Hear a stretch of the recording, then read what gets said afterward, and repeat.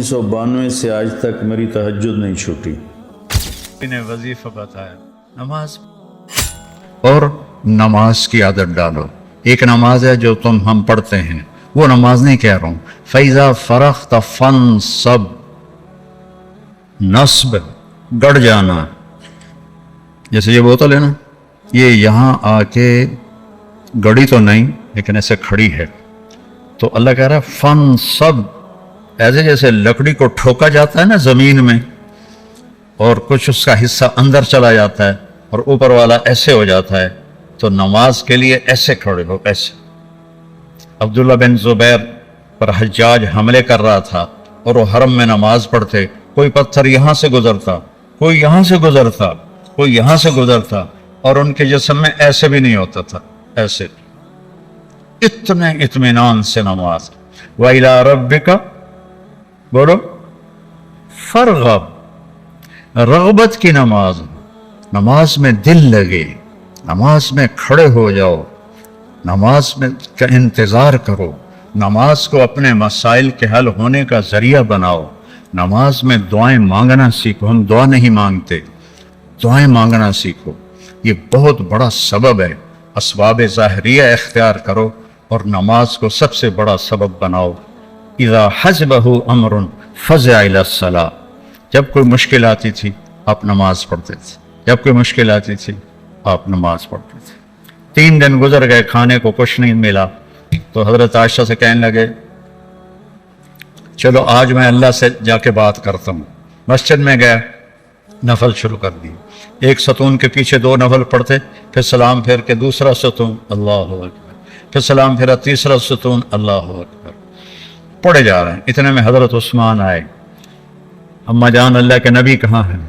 ان کا 3 دن سے فاقہ تھا، اللہ سے مانگنے گئے، تو ہزاروں قطار رونے لگے، مجھے کیوں نہ کہا، عبد الرحمن بن عوف کو کیوں نہ کہا، ثابت بن قیس کو کیوں نہ کہا، یہ سارے مالدار تھے۔ بھاگے بھاگے گھر گئے، پورا اونٹ بھر کے راشن کا لے کر آئے، اور آ کر وہاں اللہ کے نبی کے گھر اتارا، اور پھر بھاگے بھاگے گئے اور گھر میں جو سالن تیار ہو گیا تھا وہ اٹھا کے لائے، اور روٹیاں اٹھا کے لائے، اور آ کر دیا کہ پکانے میں دیر لگے گی۔ جب اللہ کے نبی واپس آئے، پوچھا عائشہ کچھ ہوا؟ کہ یہ دیکھیں اللہ تعالیٰ نے سب کچھ کر دیا ہے۔ کہ یہ کون لایا ہے؟ کہ یہ عثمان لایا ہے۔ تو آپ نے ایسے ہاتھ اٹھائے، اے اللہ میں عثمان سے راضی ہوں، تو بھی اس سے راضی ہو جا۔ اے اللہ میں عثمان سے راضی ہوں، تو بھی اس سے راضی ہو جا۔ اے اللہ میں عثمان سے راضی ہوں، تو بھی اس سے راضی ہو جا۔ تو نماز کو اپنا وظیفہ بناؤ۔ یہ آج کل کے یہ سوشل میڈیا اور بہت سے ایسے نادان لوگ، یہ وظیفہ پڑھو، یہ وظیفے پڑھو، یہ پڑھو، یہ پڑھو، یہ سب فضولیات ہیں۔ سب سے بڑا وظیفہ نماز ہے اور دعا ہے، سب سے بڑا وظیفہ نماز ہے اور دعا ہے۔ باقی سب ڈھکوسلے ہیں، میرے اوپر جادو ہو گیا ہے، میرے اوپر اثر ہے، میرے اوپر جنات ہیں، یہ سب عاملوں کی جیب گرم کرنے کے اسباب ہیں۔ یہ کچھ بھی نہیں ہے، سب بک بک ہے، سب بک بک ہے۔ کبھی اس چکر میں نہ پڑنا کہ میرے اوپر جادو کر دیا گیا ہے، میری بندش کر دی گئی ہے، اولاد کی بندش ہو گئی ہے، کاروبار کی بندش ہو گئی ہے۔ نماز جو موجود ہے، اللہ جو موجود ہے، تو کبھی عاملوں کے چکر میں نہیں پڑنا۔ کبھی جو وظیفے بتانے والے ہیں 1000 دفعہ یہ پڑھو، 1000 دفعہ یہ پڑھو، میرے سر میں درد ہے۔ اور ایک بزرگ کہنے لگے کہ آپ 1000 دفعہ سورہ اخلاص پڑھا کرو۔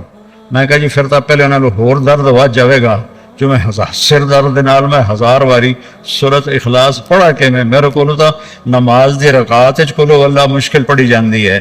میں کہا جی یہ وظیفہ تسی اپنے کول ہی رکھو، یہ میرے واسطے کوئی نہیں ہے۔ میرے نبی نے وظیفہ بتایا، نماز پڑھو، دعا مانگو، نماز پڑھو، دعا مانگو، صدقہ کرو، سخی بنو، بخیل نہ بنو۔ بخیل سے اللہ دوستی لگاتا نہیں، اور سخی سے اللہ دوستی توڑتا نہیں، چاہے فاسق ہو۔ اور سخاوت کا مطلب کوئی بہت زیادہ خرچ کرنا نہیں ہے، وہ دل کی کیفیت کا نام ہے، وہ دل کی کیفیت کا نام ہے۔ تو غریب بھی سخی ہو سکتا ہے، مالدار بھی ہو سکتا ہے، غریب بھی بخیل ہو سکتا ہے، مالدار بھی ہو سکتا ہے۔ بخل خود پیدا ہوتا ہے، سخاوت کو پیدا کرنا پڑتا ہے۔ سخی بنو۔ مولویوں میں سخاوت بہت کم ہے، بلکہ ہے ہی کوئی نہیں، کیونکہ شروع سے لینے کا جو کام شروع ہو جاتا ہے تو دینے کو دل ہی نہیں کرتا۔ तो देना सीखो ताकि अल्लाह तुम्हें दे, खिलाना सीखो अल्लाह तुम्हें खिलाए, पिलाना सीखो अल्लाह तुम्हें पिलाए। फिर सबसे बड़ी सखावत है जिस पे नाराजगी है मुआफ कर दो। सबसे बड़ी तवाज़ो है जिस पे ज्यादती की है उससे जाके माफ़ी मांग लो। माफ़ी मांगना इससे बड़ी तवाज़ो कोई नहीं, माफ़ कर देना इससे बड़ी सखावत कोई नहीं है। और अल्लाह को सखी से प्यार है, वो फासिकी क्यों ना हो। सामरी ने बछड़े की पूजा करवाई, अल्लाह ने कहा इन सब को कत्ल करो, वो कत्ल हो गए। सामरी ने पकड़ा हुआ आ गया, अल्लाह ने कहा मूसा सामरी को छोड़ दे। कहा या अल्लाह वे बदबख्त तो सबको बछड़े की पूजा पे लगाने वाला। अल्लाह ने कहा सखी है, सखी को कत्ल करना मुझे अच्छा नहीं लगता, ये आप ही मर जाएगा। वो बुखार में मर गया। तो सखावत ऐसी चीज़ है जो कुफ्र और निफाक में भी काम दे जाती है। बेटा सखी बनो। और एक सखावत बताइए जिस पे कोई पैसे नहीं लगते, माफ़ करना सीखो, माफ़ करना सीखो, दरगुजर करना सीखो, अपनी कोताही का खुल के एतराफ़ करो। जो माफ़ी मांगने आए उसके आगे मुंह न बनाओ, उसे फौरन अपने सीने से लगाओ। अला तुहिब्बून अन यग़फ़िर अल्लाहु लकुम, माफ़ करना सीखो, माफ़ी मांगना सीखो। और नवाफिल में तहज्जुद का एहतमाम करो। ये शार सालिहीन है। आप नौजवान हो तो आप 70 से भी आगे चले गए।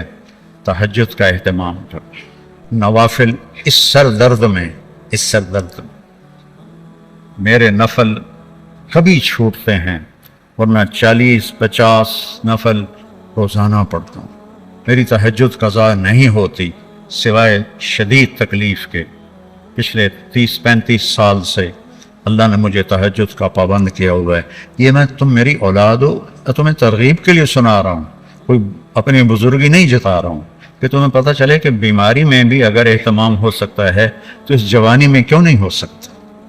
जल्दी सो, जल्दी उठ, इस मोबाइल पे खेलना छोड़ दो, ये तुम्हारा बहुत वक्त ज़ाय करता है। इस मोबाइल से खेलना छोड़ दो, इसको देखना छोड़ दो, वो वक्त मुताले पे लगाओ, तिलावत पे लगाओ, जिक्र पे लगाओ, तस्बीह पे लगाओ। दूसरा, नमाज का एहतमाम करो। आप में से किसी की रकत नहीं छूटनी चाहिए। तकबीर उला के लिए दौड़ो, तहज्जुद की पाबंदी करो, चाहे 2 नफल ही हो। नहीं आँख खुलती तो सोने से पहले पढ़ लो कुछ। 1985 से अब तक, अब ये बीमारी के दिन निकाल दो, मेरी तिलावत कुरान नहीं छूटी, मेरा ज़िक्र नहीं छूटा। और 1992 से आज तक मेरी तहज्जुद नहीं छूटी। या कुछ अयाम जो बीमारी के आए तो उसमें तो मैं फ़र्ज़ नमाज भी नहीं पढ़ सकता था मुश्किल से। तो बेटा अल्लाह के सामने रात को उठना बड़ा कीमती है, बहुत फ़ायदा होता है। इबादत हमारी बेस बुनियाद है, ये नहीं कमज़ोर होनी चाहिए। तो इसमें अल्लाह ताला आपको हिम्मत दे, तौफीक दे। ये चंद चीज़ें, इनका एहतमाम करोगे तो बहुत फ़ायदा होगा। राबिया बसरी रहमतुल्लाह अलैहा अपने खामिद से फरमाती, रात को गुस्ल करके कपड़े पहन के खुशबू लगा कि आपको मेरी ज़रूरत है। अगर वो कहते नहीं तो फिर कहती मुझे इजाज़त है मैं अपने अल्लाह से बात कर लूँ। कहने के हाँ इजाज़त है। फिर सारी रात सजदे में गुजर जाती थी और नफलों में गुजर जाती थी और रोने धोने में गुजर जाती थी। जवानी में फौत हो गई, 40 साल की उम्र में। जब इनका इंतकाल हुआ तो एक खादमा साथ थी, उससे फरमाने लगी देखो मैं जब मर जाऊं ना तो मुझे रातों रात दफन करना है और जिस कुर्ते में मैं तहज्जुद पढ़ती थी वो मुझे कफन देना है और किसी को बताना नहीं। तो अगले दिन वो ख्वाब में मिली उसी खादमा को। उनका मां जी आपके साथ क्या हुआ? कहा मुनकर नकीर आए थे कब्र में, मुझसे कहने लगे मन रब्बु की, तेरा रब कौन है? तो मैंने कहा सुबहान अल्लाह, 40 साल जिसे ना भुला सकी 4 रात जमीन के अंदर आकर उसे भूल जाऊंगी। तो मुनकर नकीर कहने लगे चलो इसका हिसाब क्या लेना। तो उन्होंने बड़ी खूबसूरत पोशाक पहनी हुई थी। कहा आपका तो कफन वो तहज्जुद वाला कुर्ता था, یہ سبز ریشم کہاں سے آ گیا؟ کہ یہ سبز ریشم مجھے اللہ نے پہنایا ہے اور تہجد کا کرتا لپیٹ کے رکھ دیا گیا ہے، قیامت کے دن میرے اعمال کے اندر اس سے بھی تولا جائے گا، میرا وہ کرتا بھی تولا جائے گا جس میں وہ تہجد پڑھا کرتی تھی۔ تو اگر ہم تہجد نہیں پڑھتے، کم از کم فرض نماز تو ہو جائے۔ میرے عزیزو، بڑے درد سے کہتا ہوں، ہمارے 10% سے زیادہ نمازی نہیں ہے، 90% مسلمان نماز چھوڑ چکے۔